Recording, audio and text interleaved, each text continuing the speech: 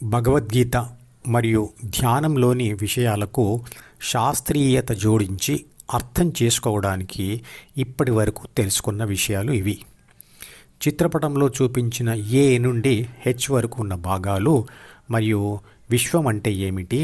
విశ్వశక్తి అంటే ఏమిటి, విశ్వశక్తి నుంచి వచ్చిన పదార్థాలు మరియు శక్తులు ఏమిటి, పదార్థం మరియు శక్తి లక్షణాలు ఏమిటి, శక్తి మరియు పదార్థాలు కలిసి ఏర్పడే మనసు లేని జన్మలు మరియు మనసుతో కూడిన జన్మలు అంటే ఏమిటి, తల్లిదండ్రుల నుండి తల్లి గర్భంలో ప్రవేశించిన ప్రాణశక్తి మరియు ప్రాథమిక మనసు కలిసి ఏర్పడిన జైగోట్ అంటే ఏమిటి, జైగోట్ ద్వారా ఏర్పడిన శరీర నిర్వహణ వ్యవస్థ ఎలాంటిది, శరీరంలో మెదడు పాత్ర ఏమిటి, మెదడులోని న్యూరాన్ కణాలు అంటే ఏమిటి, న్యూరాన్ కణాలలో ఉండే ప్రాణశక్తి లేదా ఆత్మశక్తి ఏమిటి, ఏటీపీ అంటే ఏమిటి, న్యూరాన్ కణాలలోనే ఉండే ప్రాథమిక మనసు అంటే జీన్స్ పుస్తకం, అందులో మెదడు కోసం నిర్దేశించబడిన అధ్యాయంలోని ఆత్మ యొక్క 3 బాధ్యతలు 6 గుణాలు ఏమిటి, 6 గుణాల తీవ్రతను బట్టి వాటిని ఎన్ని రకాలుగా విభజించారు,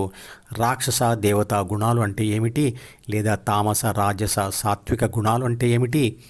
లేదా శూద్ర వైశ్య క్షత్రియ మరియు బ్రాహ్మణ గుణాలు అంటే ఏమిటి, పరమాత్మ సృష్టించిన దేవతలు ఎవరు,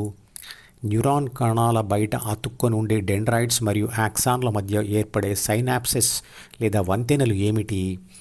ద్వితీయ మనసులో ఉండేవి ఏమిటి, 5 జ్ఞానేంద్రియాలు చేసే పనులు ఏమిటి, ప్రకృతి లేదా ప్రపంచం దేనితో తయారు చేయబడింది,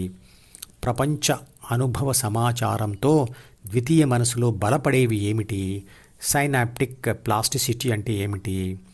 ద్వితీయ మనసులోని మార్పులకు అనుగుణంగా ప్రాథమిక మనసులో మార్పు ఎలా వస్తుంది, మనిషికి తల్లిదండ్రుల నుంచే వచ్చే మనసు ఏమిటి, తాను స్వయంగా తయారు చేసుకునే మనసు ఏమిటి, ప్రాథమిక మనసు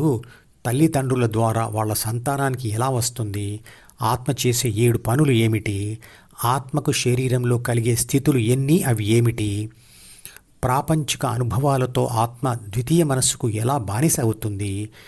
ప్రకృతి ప్రభావం వల్ల ఆత్మకు విషాద అనుభవం ఎలా కలుగుతుంది, ఆత్మకు ధ్యాన కోరిక లేదా తన జన్మకు కారణమైన విశ్వశక్తిని కలుసుకోవాలని కోరిక ఎలా కలుగుతుంది, డైవర్షన్ అంటే దారి మళ్లింపు పద్ధతిలో ధ్యానం చేయడం ఎలా, ధ్యాన ఫలితంగా శరీరంలో ఉండగానే తన జన్మకు కారణమైన విశ్వశక్తిని కలుసుకోవడం అంటే స్థితప్రజ్ఞను పొందడం అంటే విశ్వశక్తి నుంచి విడిపడిన ఆత్మ ఆధ్యాత్మిక ప్రయాణం చేసి మళ్ళీ బ్రతికి ఉండగానే విశ్వశక్తిలో కలిసిపోవడం ఎలా జరుగుతుంది, మెడిటేషన్ వల్ల ఎవరికి లాభం మరియు ఆ లాభాలు ఏమిటి, లాభాలు ఉంటాయని తెలిసినా మెడిటేషన్ ఎందుకు చేయరు, ఈ విషయాలన్నీ అర్థమైతే జ్ఞానయోగ పద్ధతిలో అంటే గురువు యొక్క అవసరం లేకుండానే మీరు ధ్యానం చేయవచ్చు మరియు వీటన్నిటినీ అనుభవపూర్వకంగా తెలుసుకోవచ్చు. వీటితో పాటు ఇంకా చాలా విషయాలను కలిపి మధుపదం యూట్యూబ్ ఛానల్లో వివరించాను. విశ్వం గురించి మరియు విశ్వంలో ఈ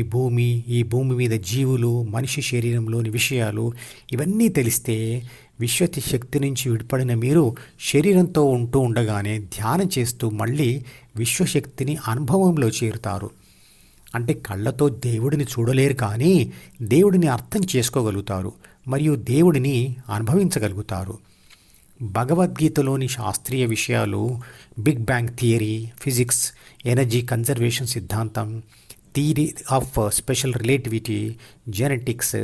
developmental biology, neural science, psychology, cognitive science, philosophy of mind, sensor biology, physiology మరి ఎపిజెనెటిక్స్ అనే సబ్జెక్టులను స్వల్పంగా స్పృశిస్తాయి. ఈ విషయాలన్నీ ఇంతకుముందు చేసిన వీడియోలలో వివరించినా ఈ విషయాలను ఒకసారి రివ్యూ చేస్తూ అలాగే వీటితో పాటు ఇంకా చాలా కొత్త విషయాలు కూడా తెలుసుకుందాం. ఈ ఛానల్కి సబ్స్క్రైబ్ చేస్తే మీకు మాత్రమే క్రమం తప్పకుండా అన్ని వీడియోలు చూసే అవకాశం ఉంటుంది. ఇతరులకు షేర్ చేస్తే మీ వల్ల వారికి కూడా ఈ వీడియోలు చూసే అవకాశం వస్తుంది. లైక్ చేస్తే యూట్యూబ్ మేనేజ్మెంట్ మరికొందరికి ఈ వీడియోలను చూసే అవకాశం ఇస్తుంది.